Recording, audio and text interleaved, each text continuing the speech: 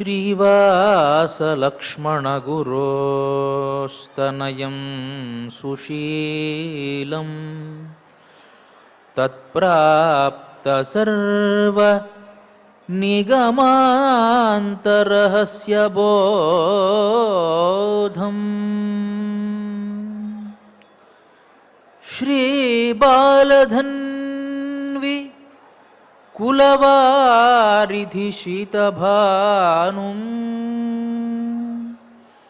श्रीशैललक्ष्मणगुरुं शिरसा नमामि। श्रीशैललक्ष्मणगुरुं शिरसा नमामि। नीलातुङ्गस्तनगिरितटी सुप्तमुद्बोध्य कृष्णं पारार्थ्यं स्वं श्रुतिशतशिरःसिद्धमध्यापयन्ति स्वोच्छिष्टायां स्रजिनिगलितं या बलात्कृत्य भुङ्क्ते गोदा तस्यै नम इदमिदं भूय एवास्तु भूयः भूय एवास्तु भूयः। శ్రీమదాదివరాహ క్షేత్ర విభూషితుడు అఖిలాండకోటి బ్రహ్మాండ నాయకుడు అయినటువంటి శ్రీనివాసుని పాదార విందాల చింత నాదనీరాజన మంటప ప్రాంగణంలో తిరుమల తిరుపతి దేవస్థానములు ఆళ్వార్ దివ్య ప్రబంధ ప్రాజెక్టు వారి సౌజన్యంతో శ్రీ వెంకటేశ్వర భక్తి ఛానల్ వారి సాహచర్యంతో తిరుప్పావై కార్యక్రమంలో నేటికి మనం 27వ పాశురంలోకి ప్రవేశించాం. ముందుగా పాశురాన్ని అనుసంధానం చేసుకొని పాశుర అర్థాన్ని తెలుసుకుందాం. கூடாரை வெல்லும் ஷீர்கோவிந்தா உந்தன்னை பாடிப்பறை கொண்டு யாம் பெரு சம்மானம் நாடு புகழும் பரிசினால் நன்றாக சூடகமே தோள்வளையே தோடேஷ விப்பூவே பாடகமே என்றனைய பல்கலனும் யாமணிவோம் ஆடையுடுப்போம் அதன் பின்னே பால் சோறு மூட நெய் பெய்து முழங்கை வழிவார கூடியிருந்து குளிர்ந்தேலோர் எம்பாவாய் ఆండాళ్ తిరువడిహళే శరణం. ప్రియ భగవద్బంధువులారా, నిన్నటి రోజున గోపికలంతా కూడా ఆ కృష్ణ పరమాత్మను సందర్శనం చేసి కొన్ని వస్తువులు, వ్రతానికి కావలసినటువంటి వస్తువులు అడగడం జరిగింది. దాంట్లో ఆశ్రితులైనటువంటి వారి మీద ఎక్కువ వ్యామోహం చూపించేటువంటి వాడా అని ఆయన్ని కీర్తిస్తూ మా వ్రతానికి కావలసినటువంటి పరికరాలు మేము చెబుతాము అని అడుగుతూ ఉంటే, ఆగండమ్మా ఆగండి, అసలు ఈ వ్రతం ఎవరైనా చేశారా? ఈ వ్రతం ఎప్పుడూ నేను కనలేదు వినలేదు అని కృష్ణ పరమాత్ముడు అంటే, అప్పుడు మేలయార్ శైవనహళ్, పెద్దలంతా కూడా ఆచరించినటువంటిది ఈ వ్రతం.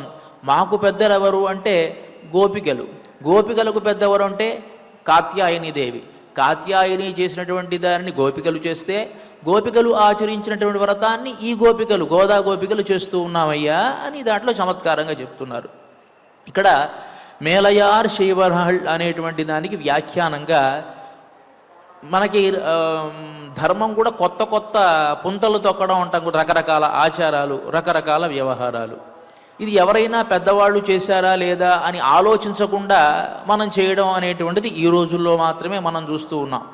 పాతకాలంలో ధర్మం ఏం చెబుతుందంటే, నీకు ఏదైనా ధర్మంలో అనుమానం వచ్చినట్లయితే, ఏతత్ర బ్రాహ్మణ ఆసం మరుషిణ యుక్తా అలూక్షా ధర్మకామా స్యు యథా తేషు వర్తేరన్ తథా తేషు వర్తేథాః అని వేదం చెబుతుంది, ఉపనిషత్తు. ఏమిటి? నీకు ధర్మంలో ఏదైనా అనుమానం వచ్చినట్లయితే మీ ఇంట్లో పెద్దలుగా ఉన్నటువంటి వాళ్ళు, శిష్టులైనటువంటి వాళ్ళను నువ్వు అడిగి తెలుసుకోవాలి అని శాస్త్రం చెబుతున్నది. ఇప్పుడు ఒక్కొక్క ఇంటికి కొన్ని కొన్ని ధర్మాలు ఉంటాయి. అది ధర్మం అనేటువంటిది కాలాన్ని బట్టి, యుగాన్ని బట్టి, మనుషులను బట్టి, ప్రాంతాన్ని బట్టి మారుతూ ఉంటుంది. ఇప్పుడు ఇక్కడ సేవ చేసేటువంటి వాళ్ళు, భగవంతుడికి సేవ చేసేటువంటి వాళ్ళు ఒంటి మీద ఎలాంటి గుడ్డలు లేకుండా నడుముకు చుట్టుకొని చేస్తారు. కాశ్మీరు ప్రదేశంలో కూడా అలా చేయాలంటే కుదురుతుందా? అక్కడ ఉండేటువంటి ప్రదేశం వేరు, ఇక్కడ ఈ చలికే మనం తట్టుకోలేకపోతున్నాం. అక్కడ ఉండేటువంటి చలికి కనుక అలా వాడు చేశారంటే వాడు ఏకంగా హిమాలయాల్లో కలిసిపోవలసిందే, మంచుకొండల్లాగా. అలా అంటే ప్రాంతాన్ని బట్టి ధర్మం మారుతుంది. అక్కడ ఉండేటువంటి వేషభాషలు వేరు, అక్కడ ఉండేటువంటి ప్రాంతీయమైనటువంటి ఆచారాలు వేరు, వాళ్ళు పెద్దలు ఆచరించేటువంటి ఆచారాలు వేరు, మనం ఆచరించేటువంటి ఆ ధర్మం మారిపోతూ ఉంటుంది. కాలాన్ని బట్టి, యుగాన్ని బట్టి, తర్వాత ధర్మాలు రకరకాలుగా, గృహస్థ ధర్మాలు వేరు, బ్రహ్మచారి ధర్మాలు వేరు, అలాగే ఒక రాజు ఉండేటువంటి ధర్మం వేరు, భృత్యుడు ఉండేటువంటి ధర్మం వేరు. ఇట్లా ధర్మం మారిపోతూ ఉంటుంది. అలా ధర్మం మారుతూ ఉంటుంది. కాబట్టి మీరు ఆచరించేటువంటి దానికి ఏదైనా ప్రమాణం ఉన్నదా? మీరు ఆచరిస్తూ ఉన్నారు కదా, ఈ వ్రతం ఆచరిస్తూ ఉన్నారు కదా, ఈ వ్రతానికి ఇదేమిటి అంటే, లేదయ్యా, మీరు మా పెద్దలు ఆచరించినటువంటి దానినే మేము ఆచరిస్తూ ఉన్నాము, వేరేగా ఏది కూడా మేము ఆచరించడం లేదు అని చెప్పి దానికి వ్యాఖ్యానంలో ప్రియవాచ్యాన్ని వెళ్ళి చాలా గొప్ప విషయాన్ని ప్రస్తావన చేస్తారు. భీష్ముడు చాలా మహానుభావుడు, చాలా గొప్పవాడు, అందరికీ తెలిసినటువంటి విషయమే. అతను ఒకానొక సందర్భంలో తన తండ్రికి శ్రాద్ధాన్ని పెడుతూ ఉన్నాడు. శ్రాద్ధము అంటే దేనికి చేస్తాం? పితృదేవతలను ఉద్దేశించి చేసేటువంటి దాన్ని శ్రాద్ధము అని అంటాం. లోకల్లో కొంతమందికి కొన్ని అనుమానాలు సహజంగా ఉంటాయి. ఈ శ్రాద్ధం ఎందుకు పెట్టాలి? కాకులు తింటే అది చేరుతుందా? కాకి కదా తినేది, వాడెందుకు తింటాడు అని రకరకాల అనుమానాలు వస్తూ ఉంటాయి. ఇప్పుడు ఇక్కడ నేనుండి అమెరికాలో ఉండేటువంటి నా పిల్లవాడికి నేను ఫోన్పేలో డబ్బులు పంపిస్తే వాడు తీసుకుంటూ ఉన్నాడు. ఎట్లా తీసుకుంటున్నాడు? ఈ డబ్బులే వెళ్ళాయి, నేను పంపించే 100 రూపాయలు వెళుతోందా? అక్కడ డాలర్ రూపంలో మారిపోతుంది కదా. ఇన్ని సౌకర్యాలు మనం ఈరోజు చూస్తున్నాం. ఇది కూడా అంటే శాస్త్రం కూడా అంతే. నువ్వు ఇక్కడ పెట్టేటువంటి ఈ పిండ తర్పణం నీ తండ్రో, నీ తాతో, నీ ముత్తాతో ఏ లోకంలో ఉన్నాడో, ఏ వేషంలో ఉన్నాడో వాడికి అది ఆహారంగా పరిణమిస్తుంది. వాళ్ళు పితృదేవతలుగా ఉండరు. పితృదేవతలు అనేటువంటిది ఒక ప్రత్యేకమైనటువంటి వర్గం, అదొక పెద్ద ఆఫీస్ అండి. ఇప్పుడు ఎట్లా అయితే date of birth, date of death చూసుకోవడానికి ఒక పెద్ద ఆఫీస్ ఉంటుంది కదా, అట్లానే పితృదేవతలు ఉంటారు ఒక లోకల్లో. వాళ్ళు ఏం చేస్తారయ్యా అంటే, మన కులంలో ఎవరైనా పుట్టారనుకోండి, ఈ ఫలానా ఈ పేరు కలిగినటువంటి వ్యక్తి ఈరోజు జన్మించాడు అని రాసుకుంటాడు. మనం ఎప్పుడన్నా మరణించాం అనుకోండి, ఫలానా ఈ పేరు కలిగిన వ్యక్తి ఈ వంశంలో పుట్టినటువంటి వాడు, పెద్ద రికార్డు అనమాట, ఈరోజు మరణించాడు అని రాసుకుంటాడు. మనం చేసేటువంటి ఈ శ్రాద్ధకర్మ అంతా కూడాను ఈ ఎవరికి చేరుతుందంటే పితృలోకానికి వెళుతుంది. డైరెక్ట్గా మన తండ్రికి తాతకి వెళ్ళదు, అదేమి పితృలోకానికి వెళుతుంది. వాళ్ళు ఏం చేస్తారయ్యా అంటే, ఆ పితృలోకానికి వెళ్ళినటువంటి ఈ కాకులు తిన్నా ఏమి తిన్నా మనం చేసినటువంటి ఈ కర్మకు ఉండేటువంటి ప్రతిఫలాన్ని వాళ్ళ దగ్గర పెట్టుకుంటారు. పెట్టుకుని దాంట్లో కొంత ఫలాన్ని మనకిస్తారు. అంటే మనం శ్రద్ధయా దీయతే యస్మాత్ తచ్ఛాద్ధము దీయతే అని అన్నారు. కాబట్టి శ్రద్ధగా చేశాము కాబట్టి దాంట్లో ఉండేటువంటి ఒక పుణ్యకర్మని మనకిస్తారు. అంటే వీడు శ్రాద్ధం చేశాడు, వీడు విద్యుక్తమైనటువంటి ధర్మాన్ని వీడు చేశాడు అని మన ఖాతాలో వేస్తారు. అదే సందర్భంలో వీడి శరీర సంబంధమైనటువంటి తండ్రో తాతో వాడు కాకిలానే పుట్టాడో, కోతిలానే పుట్టాడో, లేకపోతే అసలు ఈ లోకాలు విడిచిపెట్టి వెళ్ళిపోయాడో మనకు తెలియదు కదా, వాడికి వేస్తారు. వాడికి ఆకలిగా ఉన్నప్పుడు అక్కడ వాడికి ఆహారంగా మారేట్లుగా ఈ సుకృతాన్ని వాళ్ళు పంపిస్తారు. ఇది శాస్త్రం అన్నమాట. లేకపోతే నా తాత అక్కడ తింటున్నాడా ఇక్కడ తింటున్నాడా అంటే కుదరదు. అక్కడ మీ తాత చచ్చిపోయి పక్కింట్లో పుట్టి ఉండొచ్చు, ఇప్పుడు నీ మనవడిగా, లేకపోతే పక్కింట్లో పుట్టి ఉండొచ్చు, ఎదురింట్లో పుట్టి ఉండొచ్చు, మనకి తెలియదు. వాడితో నువ్వు ప్రేమగా ఆడుకుంటూ ఉంటావు, కానీ వాడు నీ తాత అని నీకు తెలియదు. లేకపోతే నీ వీధిలోనే కుక్కకి పిల్లగా పుట్టి ఉండొచ్చు, నువ్వు చెప్పలేవు. ఎలా ఇది కొంతమందికి అనుమానం ఉంటుంది. వీడికి మోక్షాన్ని పొందితే వచ్చిన నష్టమే లేదు. నీకు వచ్చేటువంటి దాన్ని మొత్తాన్ని కూడా ఆ పితృదేవతలు ఏం చేస్తారంటే నీ ఖాతాలోనే వేస్తారన్నమాట. ఇది దానికి ఉండేటువంటి ఒక ప్రక్రియ. ఇట్లా తన తండ్రి అయినటువంటి శంతన మహారాజుకు భీష్మ పితామహుడు శ్రాద్ధం పెడుతూ ఉన్నాడు. శ్రాద్ధం పెడుతూ ఉంటే భీష్ముడు ఎంత గొప్పవాడు కదా, నా పిల్లవాడు నాకు శ్రాద్ధం చేస్తున్నాడు అనేటువంటి ప్రేమతో శ్రాద్ధం ఇలా పెడుతూ ఉన్నాడో లేదో శంతన మహారాజు చెయ్యి కాస్త భూమిని చీల్చుకుని అట్లా పైకి వచ్చింది. మనలాంటి వాళ్ళకైతే ప్రాణం ఒక్కసారి ఆకాశంలో గడిచి భూమి నుంచి ఒక్కసారి చెయ్యి పైకి వస్తే ఎవరికైనా ప్రాణం పోతుంది. అలా చెయ్యి పైకి వచ్చింది.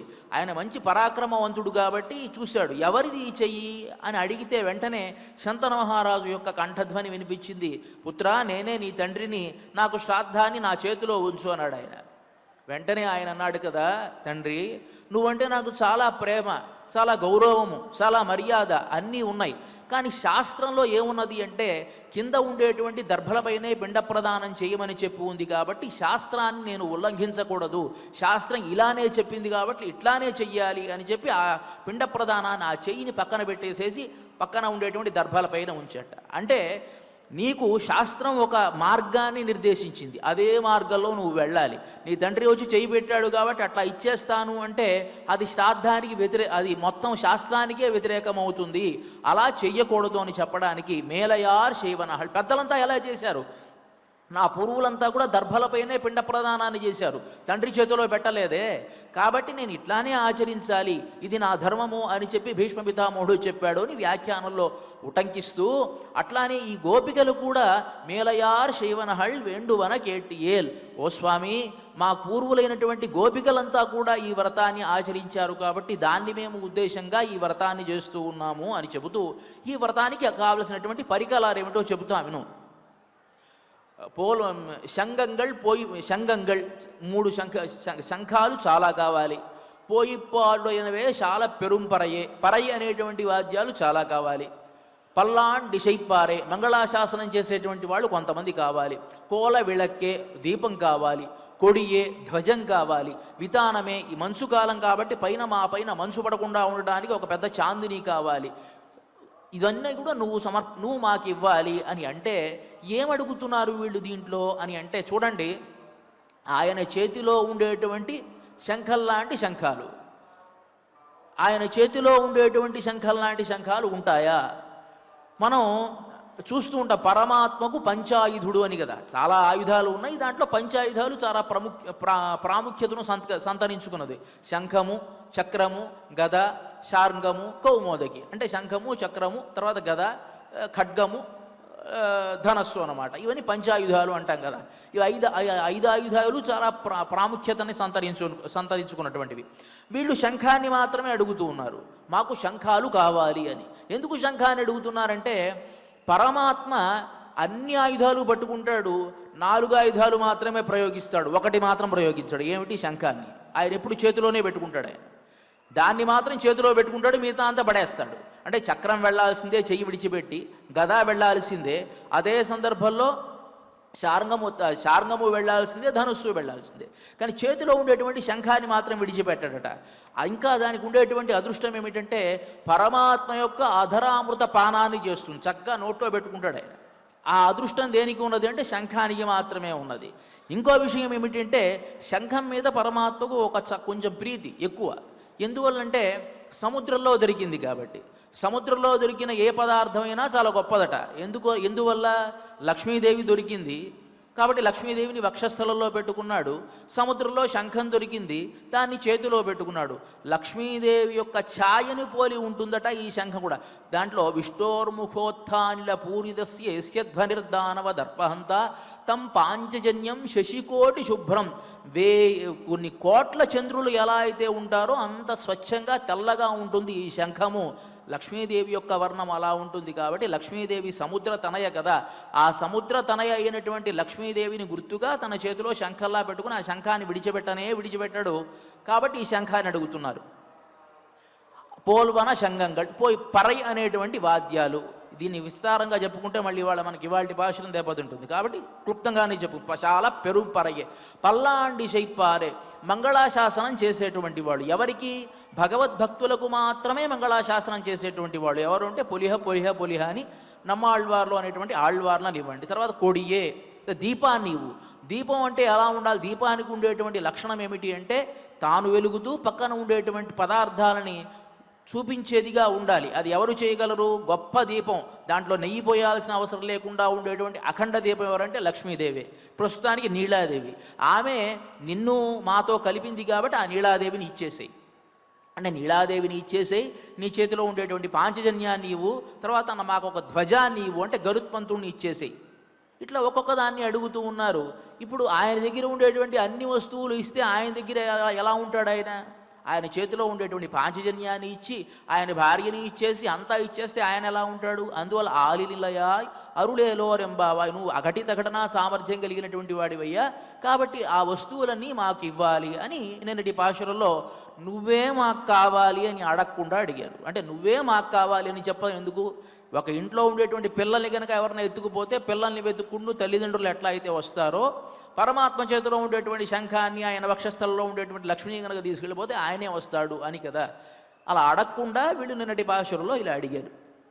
అడిగిన తర్వాత ఇంకా అడుగుతున్నారు, స్వామి ఇది కేవలం వ్రతం ఆచరించడానికి మేము అడిగినటువంటి పరికరాలు మాత్రమే, వ్రతం ఆచరించిన తర్వాత మాకు ఒక గొప్ప సన్మానం జరగాలి అనగానే కృష్ణుడు అన్నాడు కదా, నా దగ్గర సర్వస్వాన్ని తీసుకున్నారు, వక్షస్థలంలో ఉండే లక్ష్మీదేవిని తీసుకున్న తర్వాత నా దగ్గరే ఉంటుంది, ఇక మీరు నన్నంతా జయించిన తర్వాత మీరు ఇంకేం అడుగుతారు, నేను ఇవ్వడానికి నాకేం మిగిలింది అంటే అప్పుడు చమత్కారంగా గోపికలంతా కూడా ఇవాల్టి పాశురంలో తెలియజేస్తున్నారు, కూడారై వెల్లుం షీర్ గోవింద అని. ముందుగా దానికి తాత్పర్యం చెప్పుకొని తర్వాత తాత్పర్యంలో ఉండేటువంటి స్వారస్యాన్ని తెలుసుకుందాం.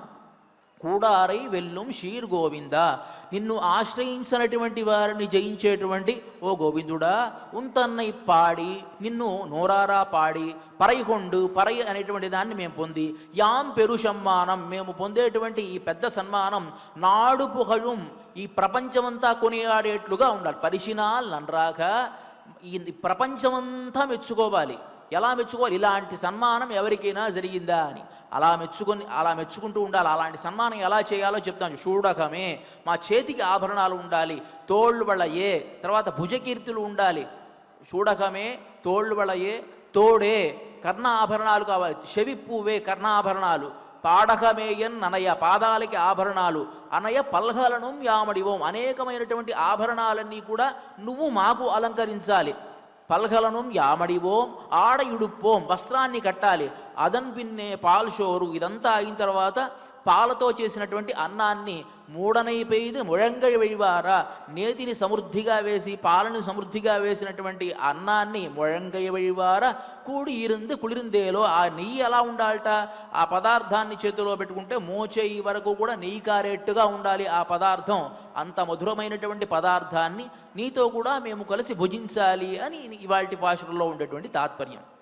దీనికి ఒకసారి వ్యాఖ్యానాన్ని చూద్దాం. కూడారై వెల్లుం షీర్ గోవింద, ఓ స్వామి నిన్ను ఆశ్రయించనటువంటి వాళ్ళని జయించేటువంటి వాడా. ఆ పదంలోనే చాలా చమత్కారం ఉంది. ఆశ్రయించనటువంటి వాళ్ళని జయించేటువంటి వాడు అంటే ఆశ్రయించేటువంటి వాళ్ళతో ఓడిపోయేవాడు అని అర్థం. ఆశ్రయించని వారిని తప్పకుండా జయిస్తాడు. మనకు రామాయణంలో ప్రఖ్యాతమైనటువంటి ఇతివృత్తం, రామచంద్రమూర్తిని అందరూ విమర్శించేటువంటి ఒక సంఘటన ఏమిటి? వాలివధ అనేటువంటిది. సహజంగానే రావణాసుడు లాంటి వాడే శత్రో ప్రఖ్యాత వీర్యస్య రంజనీయస్య విక్రమై అని కొనియాడుతాడు రామచంద్రమూర్తి యొక్క పరాక్రమాన్ని. శత్రోహో నిజంగా రామచంద్రమూర్తి యొక్క పరాక్రమం ఎలాంటిదయ్యా? నన్ను అసలు ఆయన కొడుతూ ఉంటే వెళ్ళబుద్దవట్లా, ఆయన చేసేటువంటి యుద్ధ నైపుణ్యాన్ని చూసి అని మెచ్చుకున్నంత గొప్పతనం కలిగినటువంటి వాడు రామచంద్రమూర్తి. వాలివధం అనేటువంటిది ఆయన చరిత్రలో ఒక అపకీర్తి. సహజంగా అందరూ పెద్ద డిబేట్లు పెట్టేసి రాముడు అన్యాయం చేశాడనొకడు, అన్యాయం చేయలేదనొకడు, వీళ్ళు మాట్లాడుకుంటారు. అక్కడ ఇద్దరూ మాట్లాడేసుకున్నారు, అంతా తెలిసిపోయింది. ఎవడైతే దెబ్బ తగిలిన వాడున్నాడో వాడే నిజంగా నువ్వు పరాత్పరుడు వెయ్యా, నువ్వు చేసింది న్యాయమే, నమస్కారం పెట్టేసి వెళ్ళిపోయాడు. కోర్టులో తీర్పు వచ్చిన తర్వాత కూడా మనం మాత్రం మాట్లాడుకుంటూ ఉంటాం. మన తెలివితేటలు అలాంటివి అన్నమాట. ఇప్పుడు రామచంద్రమూర్తి కొట్టాడు, దెబ్బ తిన్నవాడు వాలి, వాళ్ళిద్దరూ మాట్లాడుకున్నారు. నిజంగా నాది పొరపాటు అయిపోయిందని ఆయనే నమస్కారం పెట్టి వెళ్ళిపోయిన తర్వాత ఆయనకి ఈయనకి కందకి పీటకి చామకు లేనిదుడు కత్తిపెట్టకి ఎందుకులాగా మనకెక్కువ బాధ అనమాట.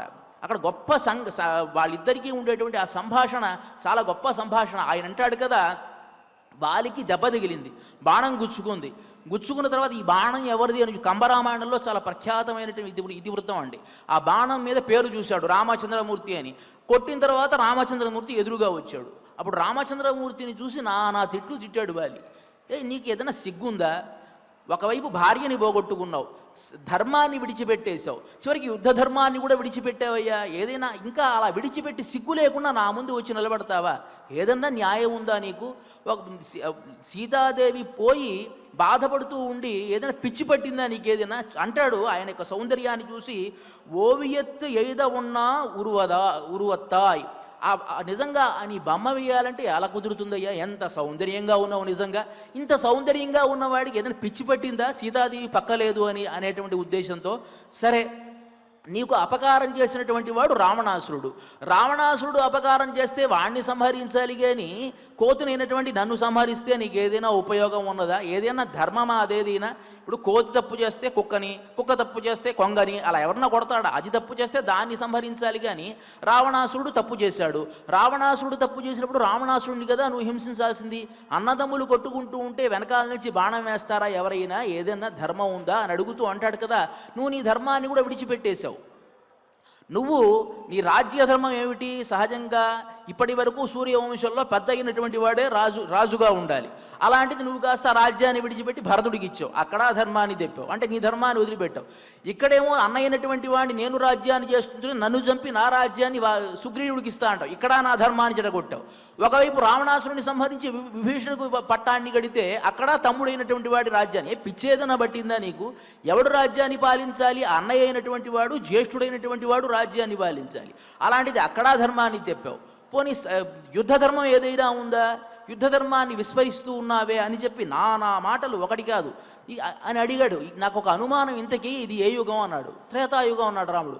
అలా ఏమీ లేదు, ఇది కలియుగం కాబట్టి ఇలాంటి అపరబుద్ధులన్నీ వస్తున్నాయి. ఒకవేళ మీ మనుషులకు ఏదైనా త్రేతాయుగం నడుస్తుందేమో, వారులైనటువంటి మాకు మాత్రం కలియుగం నడుస్తోంది, లేకపోతే ఈ విపరీతమైనటువంటి ధర్మం ఏమిటి? అన్నయ్య అయినటువంటి నన్ను చంపి తమ్ముడైనటువంటి వాడు రాజ్యాన్ని ఏలడం ఏమిటి? ఏదైనా న్యాయం ఉందా రామా అని చెప్పి ఆయన అడిగాడు. వెంటనే రాముడు అన్నాడు కదా, నువ్వు చేసింది చాలా అధర్మమైనటువంటిదయ్యా.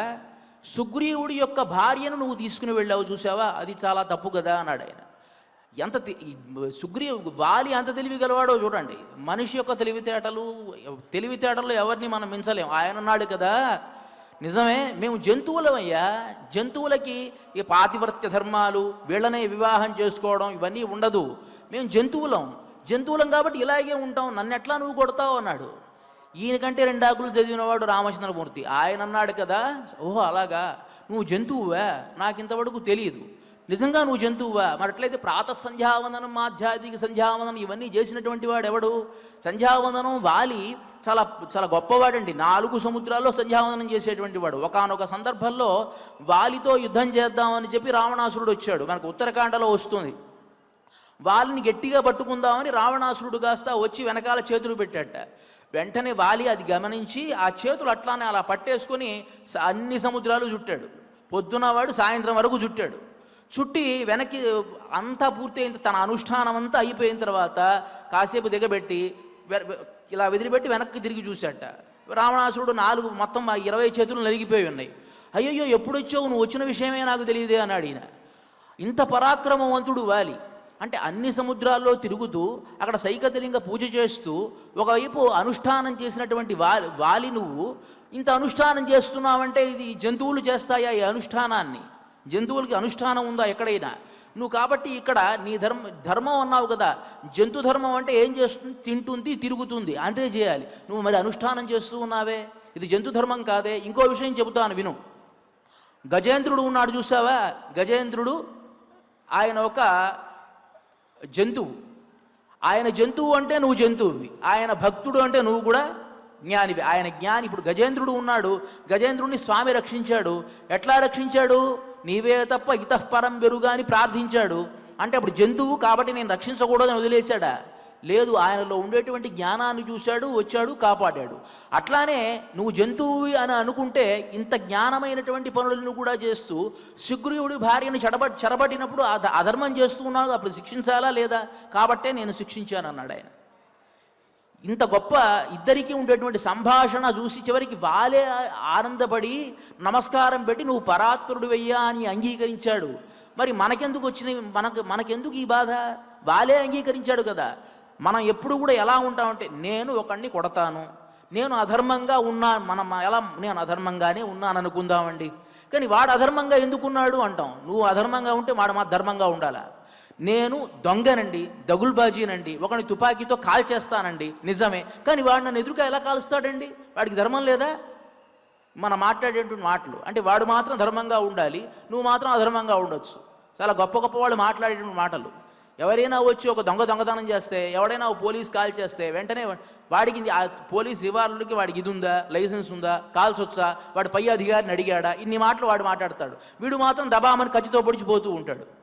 మన ధర్మం ఇలా ఉన్నది. కానీ రామచంద్రమూర్తి ఏది చేసినా కూడా ధర్మబద్ధంగానే చేశాడు. వాలితో అన్నాడు, నువ్వు ఇంత అనుష్ఠానాన్ని అంతా చేస్తూ జంతు ధర్మం అని అంటున్నావే, జంతు ధర్మాన్ని నువ్వు ఎక్కడ పాటించావా? కేవలం నీ సుగ్రీవుడి భార్యను ఎత్తుకుపోవడంలో జంతు ధర్మాన్ని పాటించావు. మిగతా అంతా కూడా గొప్పదైనటువంటి వైదిక ధర్మాన్ని పాటిస్తూ ఉన్నావు కదా. కాబట్టి జంతువు అని అట్లా అనుకోమంటావు నన్ను. ఇంకో విషయం, దాంట్లో నర్మగర్భమైనటువంటి ఒక విషయం ఏమిటి అంటే, వేదాంతపరమైన దేవ రహస్యం ఏమిటి అంటే, వాలి ఇంద్రుడి యొక్క అంశ. దేవతలంతా రావణాసురుడి బాధను ఓర్చుకోలేక వాళ్ళంతా లోకల్లో జన్మించినటువంటి వాళ్ళు. సూర్యుడి అంశలో సుగ్రీవుడు, ఇంద్రుడి అంశలో వాలి జన్మించారు. వీళ్ళంతా వానరులంతా దేవతా సమూహమే. జన్మించినప్పుడు వాలి రావణాసురుడితో సఖ్యాన్ని చేశాడు. ఎప్పుడైతే రావణాసురుడు వాలి పరాక్రమాన్ని చూశాడో, వీడితో శత్రుత్వం పెట్టుకోవడం ఎందుకు, వీడితో సఖ్యాన్ని చేద్దామని మైత్రిని కొనసాగించాడు. అలాంటి రావణాసురుడితో సఖ్యాన్ని ఏర్పరచుకున్నటువంటి వాడు వాలి. ఇప్పుడు తాను వారిని వధించకుండా విడిచిపెడితే రావణాసురుణ్ణి సంహరించడం ఒక పెద్ద యుద్ధం అయితే, వాలిని సంహరించడం ఇంకో పెద్ద సమస్య అక్కడ ఆయనకి. వాలి పెద్ద పరాక్రమవంతుడు, వాలిని సంహరించాలి, రావణాసురుణ్ణి సంహరించాలి. నువ్వు దేనికోసమైతే ఈ లోకానికి వచ్చావు అంటే రావణాసురుణ్ణి సంహరించాలి అనేటువంటి ఉద్దేశంతో వాలిగా వచ్చావో, అలాంటి దానికి నువ్వు ప్రతిఘటన చేశావు. అంటే వాలిగా ఇంద్రుడికి రావణాసురుడికి వాస్తవానికి మైత్రి కుదరదు. కానీ వానర రూపంలో ధరించినటువంటి వాలికి రావణాసుడికి మైత్రి ఏర్పడింది. అంటే నువ్వు వచ్చిన పని మర్చిపోయావు. నేను ఒక పనికి నిన్ను పంపించాను, పురమాయించాను పిల్లవాడికి, వాడు ఆ పని చేయకుండా లోకల్లో వేరే పనులు చేస్తున్నాడు అనుకో, ఏం చేస్తాం? వరి ఈ పని చేయరా అని వాడిని సరి అయినటువంటి మార్గంలో పెడతామా లేదా? పెట్టలేని పక్షంలో దండిస్తాం. అలానే ఇంద్రుడి యొక్క అంశతో పుట్టినటువంటి నువ్వు రావణాసురుడితో అధర్మంగా సఖ్యం చేశావు. రావణాసురుడు ఎట్లా అయితే పరదార అపహరణం చేశాడో, అట్లానే నువ్వు కూడా సుగ్రీవుడి యొక్క భార్యని అపహరణం చేస్తే రావణాసురుడికి నీకు పెద్ద వ్యత్యాసం అయితే ఏమీ లేదు. కాబట్టి నిన్ను శిక్షించాల్సిందే. శిక్షించడం ఇక్కడి నుంచే ప్రారంభించాలి. నువ్వు అన్యాయం చేశావు కాబట్టి నిన్ను సంహరించాను, రావణాసురుణ్ణి సంహరిస్తారు అని చెబితే, ఆయన చెప్పినటువంటి సమాధానానికి వాలే ఆనందపడి, నువ్వు పరాత్పరుడివయ్యా, నువ్వు చేసింది ఏదైనా న్యాయం అవుతుంది అని చెప్పి ఆయన్ని కీర్తిస్తే మనం ఇక్కడ తిడుతూ ఉంటాం. అలా కూడారై వెల్లుం షీర్, ఎవరైతే ఆశ్రయించారో, మేము ఆశ్రయించము అని ఉంటారో వారినందరినీ కూడా చివరికి అంగీకరించే విధంగా చేసేటువంటి అఘటిత ఘటనా సామర్థ్యం కలిగినటువంటి వాడివయ్యా అని చెబితే, ఇంకో చమత్కారం, నిన్ను ఆశ్రయించిన వారి చేతిలో ఓడిపోయేటువంటి వాడా. మనకు కంబరామాయణంలో ఒక గొప్ప సన్నివేశం వస్తుందండి. రాముడు సీత మాట్లాడుకుంటూ ఉన్నారు. ఇద్దరికీ మాట పెరిగింది. మాట పెరిగి ఈత కొట్టడంలో నేను చాలా నైపుణ్యత కలిగిన దాన్ని అని సీతాదేవి అనేది, నేను చాలా నైపుణ్యం కలిగినటువంటి వాడిని అని చెప్పి రామచంద్రమూర్తి అన్నాడు. సరే, ఇద్దరికీ పోటీ వచ్చింది. దానికి ఎవరు న్యాయ నిర్ణేత అంటే లక్ష్మణస్వామి. లక్ష్మణస్వామి కాస్త ఒడ్డున కూర్చున్నాడు. సీతాదేవి రామచంద్రమూర్తి పాపం ఇప్పుడు ఈత కొట్టాలి. సరే, రామచంద్రమూర్తి రెడీ 1 2 3 అన్నారు. రామచంద్రమూర్తి దిగడం అయిపోయింది. సీతాదేవి పాపం చాలా సుకుమారి కదా, చల్లగా ఉంది నీళ్లు, నెమ్మదిగా కాళ్ళు పెట్టింది, మోకాల్లో దిగుతూ ఉంది. రామచంద్రమూర్తి కాస్త ఈ లోపల ఈత కొట్టడం అయిపోయింది, ఆ ఒడ్డుకు వెళ్ళిపోయాడు ఆయన. కానీ రామచంద్రమూర్తి ఇక్కడికి వెళ్ళిన తర్వాత ఎవరు రావట్లా, తనతో పాటు గమనించాడు. సీత ఇంకా రాలా. ఆవిడ నెమ్మదిగా దిగి సుకుమారంగా చక్కగా ఈత కొట్టుకుంటూ అట్లా వెళుతూ ఉంది. రామచంద్రమూర్తి పాపం ఇక్కడి నుంచి ఆ ఒడ్డుకు వెళ్ళి వాళ్ళు అక్కడి నుంచి లక్ష్మణస్వామి దగ్గరికి రావాలి. అక్కడికి వెళ్ళినవాడు అక్కడే ఆగిపోయాడు. ఆయన లెక్క పెట్టడం 1 2 3 సీతాదేవి వచ్చిన తర్వాత వెళ్దాంలే, సీతాదేవిని మనం ఎందుకు ఓడించాలి అని అనుకున్నాడు. పాపం సీతాదేవి అంటే చాలా ఇష్టం కదా. అలాగే నీళ్ళలో కూర్చున్నాడు. 1 2 3 100 లెక్క పెడదాం అన్నాడు. 500 లెక్క పెట్టాడు. అప్పటి వరకు ఆవిడ రాలే. సరే, తర్వాత నెమ్మదిగా అక్కడి నుంచి వెళ్ళి అక్కడి నుంచి మళ్ళీ తిరిగి వచ్చావిడ లక్ష్మణస్వామి దగ్గరికి చేరిన తర్వాత అప్పుడు నెమ్మదిగా వచ్చాడు ఆయన. వచ్చేటప్పటికి సీతాదేవి పక్కపక్క నవ్వింది. ఏమి నువ్వు నేర్చుకున్న విద్య ఈ పాటిదేనా, నీకంటే ముందు నేనే వచ్చాను అని అంది ఆవిడ. అనగానే పాపం రామచంద్రమూర్తి చూస్తూ ఉన్నాడు. లక్ష్మణస్వామికి అర్థమైంది. లక్ష్మణస్వామికి తెలియదా రాముడి యొక్క పరాక్రమం. అవును వదిన, నిజమే, మా అన్నయ్య సరిగ్గా ఏం చదువుకోవాలా వశిష్ఠుడి దగ్గర, నేనైతే శ్రద్ధాబుద్ధులతో చక్కగా చదువుకున్నాను, మా అన్నయ్యకి ఏం తెలుసు అన్నాడు ఆయన. ఇక్కడ రాముడి యొక్క అంతరార్థాన్ని లక్ష్మణస్వామి తెలుసుకున్నాడు, ఈయన కావాలనే ఓడిపోయాడు అని చెప్పి. ఆయన నవ్వుతూ ఉన్నాడు లక్ష్మణస్వామి, అవును దిన, మా అన్నయ్య సరిగ్గా చదువుకోలేదు అని. సీతాదేవి నవ్వుతూ ఉన్నది, రామచంద్రమూర్తి కూడా నవ్వుతూ ఉన్నట్ట. ఏమిటి, తాను ఓడిపోలేదు, కావాలనే ఓడిపోయాను అనేటువంటి విషయం లక్ష్మణస్వామికి తెలిసే ఆయన నవ్వుతున్నాడే, నేను నవ్వుతున్నట్ట. ఇక్కడ రామచంద్రమూర్తి రావణాసురుని జయించడం పెద్ద విషయమేమి కాదు, కానీ సీతాదేవి చేతిలో ఓడిపోవడం గొప్ప విషయం. అంటే ఎప్పుడు ఎవరికి ఓడిపోవాలో వాళ్ళకి ఓడిపోవాలి, అదే కదా సరసత్వం అంటే. కూడారై వెల్లుం షీర్ గోవింద అంటే తనకు శత్రువులైనటువంటి వాళ్ళని జయించాలి, తనకు ఆనుకూల్యంగా ఉన్న వాడి చేతిలో ఓడిపోవాలి, అదే భగవంతుడికి ఉండేటువంటి లక్షణం. కూడారై వెల్లుం, కానీ నీకు ఆనుకూల్యంగా ఉన్న మా చేతిలో నువ్వు ఓడిపోతావు కృష్ణ అని చెప్తున్నారు అనమాట. మనకు ప్రఖ్యాతమైనటువంటి భక్తుడు భీష్మ పితామహుడు. భీష్ముడు శరతల్పంలో బాధపడుతూ ఉంటే కృష్ణ పరమాత్మను ప్రార్థిస్తూ ఉంటే అంటారు కదా, కృష్ణుడు అక్కడ రుక్మిణీదేవితో సత్యభామితో పాచికలాడుతూ ఉన్నాడు. ఆ పాచికలాడుతూ ఆడుతూ ఆయన కంటిలో నీరు పెట్టుకుంటూ ఉన్నాడు.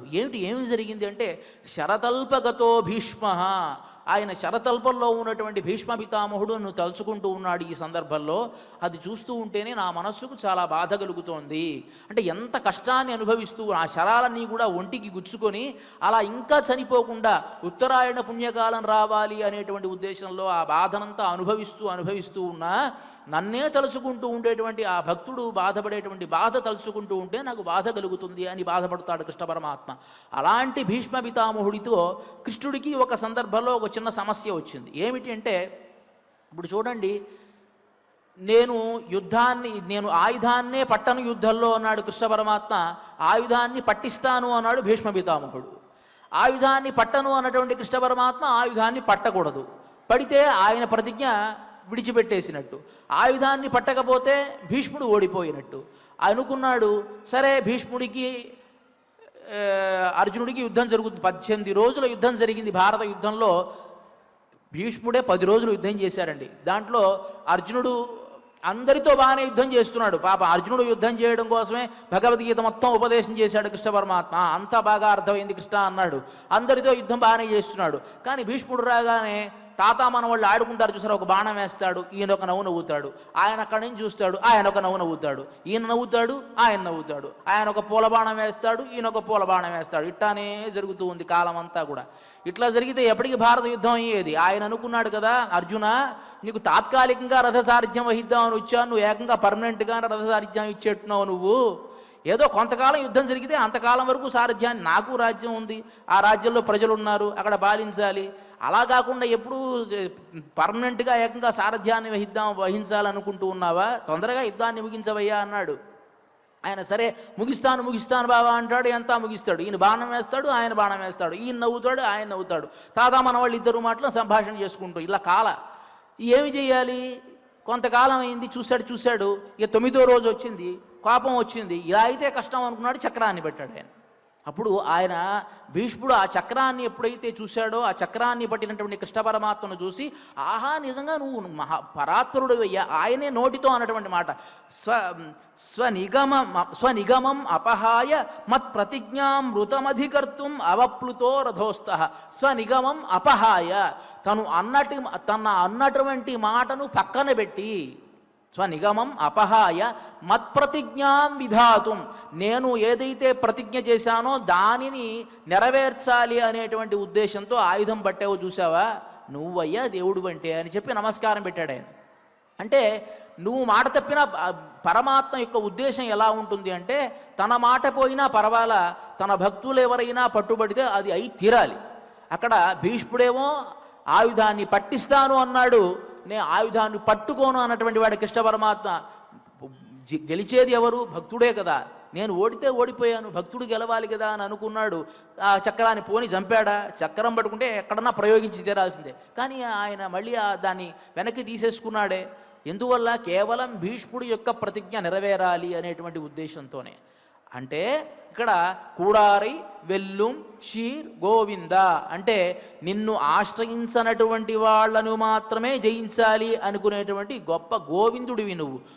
గాం విందతీది గోవింద అంటే సామాన్యంగా గోవులు కాచేవాడిగా వచ్చి అవతరించి మా యొక్క ప్రతిజ్ఞను కూడా నిలబెట్టడం కోసం, మా జన్మను సార్థక్యం చేయడం కోసం వచ్చినటువంటి వాడివయ్యా అని చెప్పి గోవింద ఉంతన్నై పాడి పరైకొండు యాం పెరుషమ్మానం. ఉంతన్నై పాడి నిన్ను నోరారా కీర్తించి పాడి పరైకొండు మేము పరై అనేటువంటి ఫలితాన్ని పొంది యాం పెరుషమ్మానం మేము పొందేటువంటి సన్మానము లోకమంతా నాడు పుహళం పరిశీనాలన్న నాడు పుహళం ఈ లోకమంతా కూడా కీర్తించాలి. ఎలా కీర్తించాలి? నిజంగా వాళ్ళ జన్మ చరితార్థమైందండి, అలాంటి వాళ్ళు ఈ లోకంలోనే లేరు అనేట్టుగా కీర్తించాలి.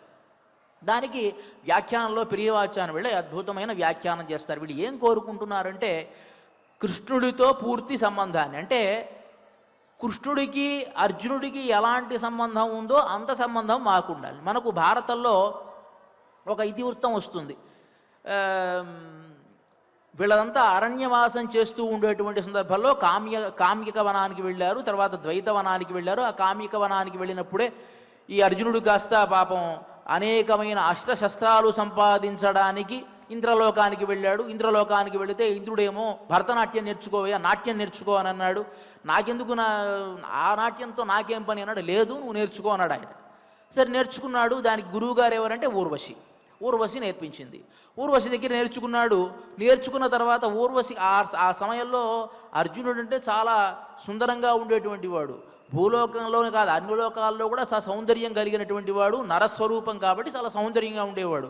ఊర్వశంది కదా మన ఇద్దరం కూడా వివాహం చేస్తూ మన ఇద్దరం కలిసి ఉందామంది. ఈయనన్నాడు కదా ఇప్పటి వరకు విద్య నేర్పించిన దానివి నువ్వు, విద్య నేర్పించిన నువ్వు నా గురువుతో సమానం, నిన్నెట్లా నేను అంగీకరిస్తాను అని అన్నాడు. అనేటప్పటికీ ఊర్వశి శాపం ఇచ్చింది. ఏమిటి? నువ్వు నపుంసకుడివి అయిపోతావు అని. బాధపడుతూ వచ్చి నువ్వేదో నాట్యం నేర్చుకోమన్నావు కదా, నాట్యం నేర్చుకోవడానికి వెళితే ఆవిడ కాస్త నాట్యంతో పాటు శాపం కూడా ఇచ్చింది నాకు, ఏమిటి అన్నాడు ఆయన. అన్నాడు ఏం బాధపడాల్సిన అవసరం లేదు, 1 సంవత్సరం కాలం పాటే నీకు ఆ శాపం పనిచేస్తుంది, అది నువ్వు అవసరం ఉన్నప్పుడు వినియోగించుకోవచ్చు, నీ ఐచ్ఛికంగా నువ్వు దాన్ని వినియోగించుకోవచ్చు అన్నాడు. సరే అలా గడుస్తూ ఉన్నది. అరణ్యవాసం పూర్తయింది. అజ్ఞాతవాసానికి ప్రవేశించారు. అజ్ఞాతవాసం అంటే 12 సంవత్సరాలు అరణ్యవాసం అయిన తర్వాత 13వ సంవత్సరం అజ్ఞాతవాసం ఎవరికీ తెలియకుండా ఉండాలి. అజ్ఞాతవాసం కూడా పూర్తి అయిపోయింది. ఎక్కడ ఉన్నారు వీళ్ళు? విరాటరాజు కొలువులో ఉన్నారు. అజ్ఞాతవాసం పూర్తయిన తర్వాత విరాటరాజుకు వీళ్ళు పాండవులు అనే విషయం తెలిసింది. ఆయన అన్నాడు కదా అర్జునుని పిలిచి, ఓ అర్జున నా కుమార్తె అయినటువంటి ఉత్తరని వివాహం చేసుకో అన్నాడు ఆయన. ఉత్తరకి ఇంతకాలం కూడా బృహన్నలుగా మారి అర్జునుడు భరతనాట్యం నేర్పించాడు. ఆయన అన్నాడు కదా ఈ శాపం పొందిందే దానివల్ల, గురువుగా ఉన్నటువంటి ఊర్వశి నన్ను వివాహం చేసుకో అంటేనే నేను కాదన్నాను, ఇప్పుడు గురువు అయినటువంటి నన్ను ఉత్తరని చేసుకోమంటే మళ్ళీ అదే పాపాన్ని చేసినట్టు అవుతుంది, కాబట్టి అలా వద్దు. అలా కాకుండా నా కుమారుడైనటువంటి అభిమన్యుడు ఉన్నాడు, కృష్ణుడికి స్వయానా మేనల్లుడు, అలాంటి వాడికి మీ అమ్మాయినిచ్చి వివాహం చేయండి అన్నారు. బాగానే ఉన్నది. విరాటరాజు చాలా సంతోషించాడు. ఉపప్లవ్యం అనేటువంటి చోటునిచ్చి మీరు కొంతకాలం మీరు అక్కడ ఉండండి, మీ రాజ్యం మీకు వచ్చేంత వరకు కూడా, అంటే ధృతరాష్ట్రుడు మళ్ళీ మీ రాజ్యాన్ని మీకు ఇచ్చేంత వరకు కూడా ఉపప్లవ్యంలో మీరు ఉండండి అన్నాడు. సరే ఉపప్లవ్యంలో వీళ్ళు ఉన్నారు. వీళ్ళు ఎలా ఉన్నారు అని తెలుసుకోవడం కోసం ధృతరాష్ట్రుడు ఒక బ్రాహ్మణుని పంపించాడు. బాగున్నారా లేదా, సౌఖ్యంగా ఉన్నారా లేదా అని తెలుసుకోవడం కోసం ఒక బ్రాహ్మణుని పంపించారు. సరే అతను వచ్చాడు, క్షేమ సమాచారాలు విచారించాడే తప్ప ఏమీ చెప్పల.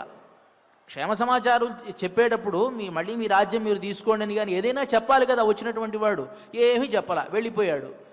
సరే కృష్ణుడు ఏమిటి ఈ సమాధానం, వచ్చినటువంటి వాడు రాజ్యం తీసుకోమనా తీసుకోవద్దా చెప్పాలి కదా, మళ్ళీ మీ రాజ్యం మీకు రావాలి కదా, ఏం మాట్లాడలేదు కదా అని అంటే, సరే ధర్మరాజు అన్నాడు కదా, యుధిష్ఠిరుడు అన్నాడు కృష్ణ నువ్వు వెళ్ళి దౌత్యాన్ని వహించు, రాజ్యం ఇస్తాడో లేదో చూద్దాం మనం అన్నాడు. సరే కృష్ణుడు వెళ్ళి చూశాడు. ఎంతసేపు ఈయన చెప్పేటువంటి దౌత్యాన్ని వింటాడే తప్ప ధృతరాష్ట్రుడు ఏమీ మాట్లాడు. కళ్ళు లేకున్నా ఉన్నా గుడ్డివాడే, మానసికమైనటువంటి అంధుడు ఆయన. పక్కనేమో ఉండేటువంటి దుర్యోధనుడు తండ్రి ఏమన్నా చెప్తాడేమో నోరు జారి నేను భయపడుతున్నాడు. ఇదంతా కాదు, ఈ నసంతా మన వల్ల కాదు అనుకున్నాడు. వచ్చేశాడు కృష్ణుడు. వచ్చేసిన తర్వాత యుద్ధం జరగకుండా ఉండడం కోసం, భారతంలో ప్రతి ఇతివృత్తం చాలా చమత్కారంగా ఉంటుంది, గొప్ప రాజనీతి. యుద్ధం జరగకుండా ఉండాలి అనేటువంటి ఉద్దేశంతో ధృతరాష్ట్రుడు సంజయుడిని పంపించాడండి రాయబారానికి. సంజయుడు వచ్చాడు. సంజయుడు వచ్చి యుధిష్ఠిరితో మాట్లాడాడు, అంటే ధర్మరాజుతో మాట్లాడాడు. నాయన, నువ్వు గొప్ప ధర్మాత్ముడివి, యుద్ధం జరిగితే అనేకమైన రాజ్య భ్రష్టం రాజ్య నష్టం జరుగుతుంది, లోక నష్టం జరుగుతుంది. ఈ విపత్తు అనేటువంటిది సరి అయింది కాదు నాయన అని బోధించడానికి వచ్చాడు. అసలు ఎప్పుడు కూడా యుద్ధాన్ని అంగీకరించినటువంటి ధర్మరాజు ఇవన్నీ నాకొద్దు, యుద్ధం చేయాల్సిందే అన్నాడు ఒకే మాట. యుద్ధం చేయాల్సిందే, నేను క్షత్రియుణ్ణి, క్షత్రియుడైనటువంటి వాడు అడుక్కు తిని బ్రతకలేడు, నాకు కనీసం ఒక 4 రాజ్యాలైనా చిన్న రాజ్యాలైనా ఇస్తే చాలు, నేను పాలించుకుని పోతాను అంటే అది కూడా ఇవ్వనప్పుడు ఇక నేను ఎందుకు ఉండేది, నేను యుద్ధం చేసే ఆ రాజ్యాన్ని తీసుకుంటా అన్నాడు. వెంటనే పక్కన ఉండేటువంటి భీముడికి అర్జునుడికి అనుమానం వచ్చింది, గిల్లుకొని చూసుకున్నారు నిజమా అబద్ధమా అని. నిజమా అబద్ధమా? ఆయన ధర్మాత్ముడు సహజంగా యుద్ధం వద్దంటాడే, ఎన్నిసార్లు చెప్పినా కూడాను యుద్ధం వద్దనేటువంటి ధర్మరాజు యుద్ధం చేస్తా అంటున్నాడు ఏమిటి అని వాళ్ళకే అనుమానం కలిగింది. సరే అయిపోయింది. అయిపోయిన తర్వాత ఈయన అనుకున్నాడు కదా, ఇలా కాదు, అందరి ముందు అడిగితే బాగుండదు, విడివిడిగా వెళ్ళి మాట్లాడిద్దాం, ఒక్కొక్కళ్ళని వెళ్ళి మనం వాళ్ళ భావనలు తీసుకుని యుద్ధం జరగకుండా చూద్దాం అనుకున్నాడు సంజయుడు. ధర్మరాజు ఏకాంతంగా ఉన్నప్పుడు వెళ్ళి మాట్లాడాడు. మాట్లాడితే ధర్మరాజు ఒకే నిశ్చయమైనటువంటి అర్థం, అదంతా కాదండి, రాజ్యం ఇవ్వనప్పుడు ఇంకేం చేయగలం, యుద్ధం అనివార్యమే, యుద్ధం చేయవలసిందే అని అన్నాడు. ఇప్పుడు యుద్ధం జరగకుండా, యుద్ధం ఎవరిని చూసి చేస్తున్నాడు ధర్మరాజు అంటే, ఈ పంచపాండవులలో కూడా పాండవ మధ్యముడైనటువంటి అర్జునుడు చాలా అర్జునుడు యొక్క నిర్ణయాన్ని బట్టి మారిపోతుంది. ఇప్పుడు పార్లమెంట్లో ఓటింగ్లో ఉండేటువంటి విధానంలాగా వీళ్ళ ఒక్క ఓటు కనుక మారిపోతే ఎట్లయితే మొత్తం తారుమారైపోతుందో, అర్జునుడు కనుక కాదు అంటే మారిపోతుంది. అప్పుడు అర్జునుడిని కలిసి మాట్లాడదాం అని అనుకున్నాడు ఆయన. ఇలా అంతా కాదు, అర్జునుడిని కలిసి మాట్లాడదాం. అర్జునుడి దగ్గరికి వెళ్ళాడు. వెళ్ళేటప్పటికి పక్కన ద్వారపాలకుడు ఆపేశాడు, వెళ్ళడానికి వీల్లేదండి, ఆయన పొద్దున్నుంచి ఎవరిని కలవడం లేదు. ఎవరెవరు వచ్చారు? నకులుడు వచ్చాడు, సహదేవుడు వచ్చాడు, భీముడు వచ్చాడు, ఇక ఇతరమైనటువంటి వాళ్ళంతా వచ్చారండి, ఎవరిని కలవము అని చెప్పేశాడు అని అన్నాడు. కాబట్టి వెళ్ళడానికి వీల్లేదు అన్నాడు. సరే ఈయన అన్నాడు కదా, లోపల ఎవరున్నారు అండి, ఎవరున్నారో కృష్ణుడు అంతా ఉన్నారండి, వాళ్ళంతా ఉన్నారు, కాబట్టి కలవడం కుదరదన్నాడు ఆయన అన్నాడు. సరే ఏమీ లేదు, సంజయుడు వచ్చాడు అని ఒక మాట చెప్పు, ఆయన వద్దు అంటే వెళ్ళిపోతాను అన్నాడు ఆయన. సరే అట్లానే ఈ మాట తీసుకుని వెళ్ళి ఆ ద్వారపాలకుడు కాస్త చెప్పాడు, లోపలికి పంపించు అని అన్నారు. ఆ పంపిస్తే నెమ్మదిగా సంజయుడు లోపలికి వెళ్ళాడు. వెళితే అక్కడ ఉండేటువంటి సన్నివేశాన్ని వ్యాస మహర్షి చాలా అద్భుతంగా వర్ణిస్తారు. ఏంటంటే, ఎత్ర కృష్ణౌశ్చ కృష్ణాశ్చ సత్యభామాచ భామిని అని వర్ణిస్తాడు. అక్కడ ఎలా ఉంది అక్కడ సన్నివేశం అంటే, కృష్ణుడు సత్యభామ ఒళ్ళో పడుకుని ఉన్నాడు. కృష్ణుడు ఉపప్లవ్యం అనేటువంటి ప్రదేశంలో అర్జునుడు కృష్ణుడు ముచ్చరించుకుంటూ ఉన్నారు. ఆ సన్నివేశం ఎట్లా ఉంది అంటే, సత్యభామ ఒళ్ళో కృష్ణుడు కాస్త తల పెట్టుకుని పడుకున్నాడు. కృష్ణుడి కాళ్ళు అర్జునుడి తొడ మీద ఉన్నాయి. కృష్ణుడి కాళ్ళు అర్జునుడి తొడ మీద ఉన్నాయి. అర్జునుడు ఏమో తలగడ పెట్టుకుని ఉన్నాడు, అర్జునుడి కాళ్ళేమో ద్రౌపది తొడ మీద ఉన్నదట. ఆ సన్నివేశం చూడండి. కృష్ణుడేమో సత్యభామ ఒళ్ళో తలబెట్టుకొని తన కాళ్ళని అర్జునుడి తొడ మీద పెడితే, అర్జునుడు తలగడ మీద తల పెట్టుకొని తన కాళ్ళని ద్రౌపది తొడ మీద పెట్టి పడుకుని ఉన్నాడు. ఈ సన్నివేశం చూశాడు సంజయుడు. నిర్ధారించుకున్నాడు, ఇది అయ్యే పని కాదు, ఇది అయ్యే పనిగా తెగే వ్యవహారం కాదు ఇదేమి. కృష్ణుడు అక్కడ దౌత్యాన్ని నిర్వహించి వచ్చాడు. ఇంత మరి కృష్ణుడికి అర్జునుడికి ఇంత సాహచర్యం ఉన్నప్పుడు మనం ఏమీ మాట్లాడలేము, ఏమీ చేయలేము. వచ్చాడు కృష్ణుడు, ఏం కావాలి, ఏంటి ఇట్లా వచ్చావు? ఏం లేదు, ఊరిని చూసిపోదామని వచ్చాను. బాగున్నారు కదా, చాలా సంతోషం, వెళ్ళొస్తాను. వెళ్ళిపోయి ధృతరాజు ఎత్ర యోగి, ఇక్కడ ఎత్ర కృష్ణౌచ కృష్ణాచ అనే శ్లోకాన్ని, ఎత్ర యోగీశ్వర కృష్ణ ఎత్ర పార్థో ధనుర్ధర తత్ర శ్రీర్ విజయోభూతి ధ్రువాని తిర్మమ. ఇంక చెప్పేదేమీ లేదు. కృష్ణుడు అర్జునుడు ఉంటే అక్కడ జయమే తప్ప ఏమి ఉండదయ్యా, వాళ్ళతో ఎందుకు లేనిపోను గొడవ అన్నాడు. అట్లా సంజయుడు చేత పొగడబడ్డారు. అలాంటి సన్మానం మాకు కావాలి అంటే, అంత గొప్ప అంటే వీళ్ళిద్దరికీ ఉండేటువంటి సంబంధం ఈ ప్రపంచంలో ఎవరికీ లేదయ్యా అని అంటారు చూసారా. అలాంటి ఆ స్వాతంత్ర్యం, అలాంటి ఆ గొప్పతనం నాడు పుహళం పరిచి ఇదంతా లోకమంతా చెప్పుకుంది కదా. ఆ రోజు కృష్ణుడు అర్జునుడు ఇట్లా ఉన్నాడు అనే విషయం ఎవరికి తెలిసింది? సంజయుడికి తెలిసింది. సంజయుడికి తెలిసిన విషయం ధృతరాష్ట్రుడికి చెప్పాడు. ధృతరాష్ట్రుడు అందరికీ చెప్పాడు. చివరికి మనకు కూడా తెలిసింది. ఎట్లా తెలిసిందంటే, అంత ప్రఖ్యాతం ఎట్లా అయినదో అట్లా నాడు పుహళం పరిశినాల్ అన్నా ఈ లోకమంతా కొనియాడేట్లుగా ఉండాలి. అలా కొనియాడేట్టు మా సన్మానం చేయాలి నువ్వు.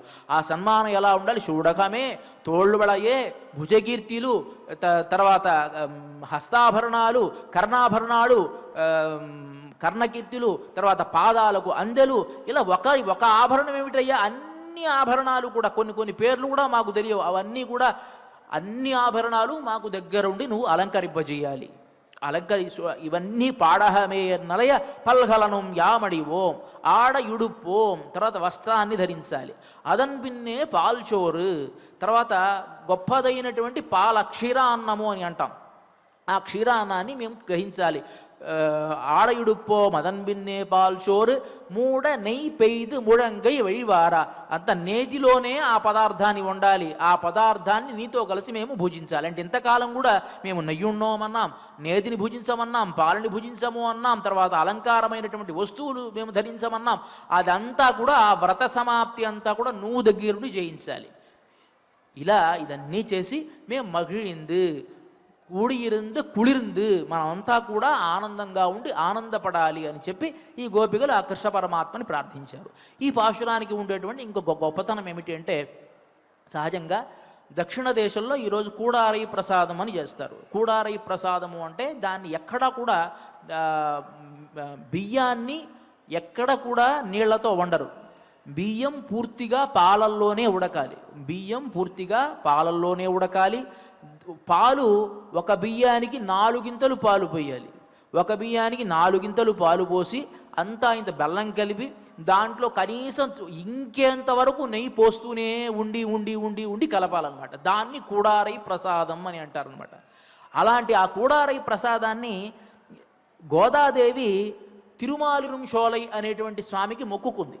తిరుమాల్ 100 తడావిల్ అకారవడిశలై చొల్లి వైతేన్ అని చెప్పి తన నాచ్యార్ తిరుమొഴി అనేటువంటి ప్రబంధంలో ఆయన అనుకుంది, నేను కృష్ణుణ్ణి గనక వివాహం చేసుకుంటే ఓ సుందరబాహుస్వామి, తిరుమాలిరుంశోలైలో వేంచేసి ఉండేటువంటి ఓ స్వామి, నీకు 108 గంగాళాలు నేను అకారవడిశలై అనేటువంటి ప్రసాదాన్ని సమర్పిస్తాను అని అన్నది. కానీ ఎప్పుడైతే ఈ వ్రతం అంతా చేసి అంతా అయిపోయినదో తాను రంగనాథస్వామిలో ఐక్యమే అయిపోయింది. ఇక చేయడానికి ఏం మిగిలింది? ఆవిడ ఐక్యం అయిపోయింది. దాన్ని పురస్కరించుకొని రామానుజుల వారు 108 గంగాళాలతో అకార ఒడిసెలైనటువంటి ప్రసాదాన్ని ఈ పాశురం రోజు తిరుమాలురుం షోలై అనేటువంటి ఆ దివ్య దేశంలో సమర్పించారట. అందువల్లే గోదాగ్రజాయ నమః ఏ విధంగా అయితే చెల్లెలి యొక్క కోరికను అన్న నెరవేరుస్తాడో ఆ విధంగా నెరవేర్చాడు. కాబట్టి గోదాగ్రజాయ నమః అని భాష్యకారులు అయినటువంటి రామానుజులకు ఒక పేరు ఆయన అష్టోత్తర శతసహస్రనామాల్లో వస్తుంది. అలాంటి ఆ అక్కార ఒడిసిల్ ప్రసాదాన్ని దాన్ని పురస్కరించుకొని అన్ని దివ్య దేశాల్లో అన్ని పుణ్యక్షేత్రాలలో కూడాను ముఖ్యమైనటువంటి పుణ్యక్షేత్రాలలో ఆ అక్కార ఒడిసిల్ అనేటువంటి ప్రసాదాన్ని చేసి దేవుడికి సమర్పిస్తారు. ఎందువల్ల అంటే ఈ గోపికలంతా కూడా కూడి ఇருந்து కుళిருந்து ఈ రోజంతా ఆ పాశురంలో అదేంటి పాశురంలో అంటారు కదా, ఏమిటి ముழங்கை వழிవార, ఆ తీసుకుంటే ఆ నెయ్యి మోచేతి వరకు కూడా కారుతూనే ఉండాలి. అలా నెయ్యి పొయ్యాలి, వాస్తవానికి అలా పోస్తారు, అలా చేస్తారు కూడా. అలాంటి ఆ ప్రసాదాన్ని మనం అంతా కలిసి ఆరంగించాలయ్యా అని చెప్పినటువంటి ఆ ప్రకారంగా ఇక్కడ భగవద్ రామానుజులు చేసి నిర్వర్తించారు. కాబట్టి గోదాగ్రజాయ నమః అనేటువంటి నామాన్ని ఆయన పొందారు. గోపికలు కూడా తమ వ్రతాన్ని తొందరగా పరిసమాప్తి చేసి ఆ కృష్ణ పరమాత్మని పొందాలి అని ఈ గోదా గోపికలంతా భావిస్తూ ఉన్నారు. రేపటి ఆ పాశురంలో తమ అభీష్టాన్ని కృష్ణ పరమాత్మ నెరవేర్చాడా లేదా అనేటువంటి విషయాన్ని మనం తెలుసుకుందాం. ఇంతటి అద్భుతమైనటువంటి వేదాంత వాంగ్మయాలతో సరితూగేటువంటి తిరుప్పావై ప్రబంధాన్ని మనకు అనుగ్రహించి అందించినటువంటి గోదాదేవి యొక్క గోదామ యొక్క అనుగ్రహం మన అందరి మీద ప్రసరించాలని ప్రార్థిస్తూ శ్రీయఃకాంతాయ కళ్యాణ నిధయే నిధయేర్ధిన శ్రీవేంకట నివాసాయ శ్రీనివాసాయ మంగళం.